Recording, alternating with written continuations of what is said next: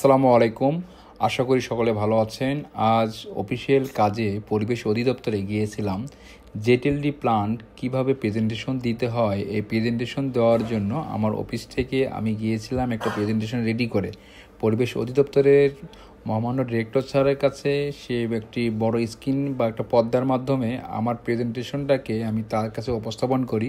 এই উপস্থাপন করতে কোন বিষয়গুলো তার সাথে আমার আলোচনা হয়, কী বিষয়গুলো নিয়ে আমরা সামনে আগাতে পারি বা এই বিষয়ে কিভাবে আমাদেরকে এই কাজ করতে হবে, তারা ভালো একটা গাইডলাইন দেয়। আমরা ওই গাইডলাইন অনুযায়ী কাজ করব এবং যাতে করে কোনো ইন্ডাস্ট্রি সরাসরি কোনো বর্জ্য পরিবেশে ফেলতে না পারে বা পরিবেশের ভারসাম্যহীন রক্ষায় পরিবেশ অধিদপ্তর এখন এক কঠোর পদক্ষেপ গ্রহণ করছে।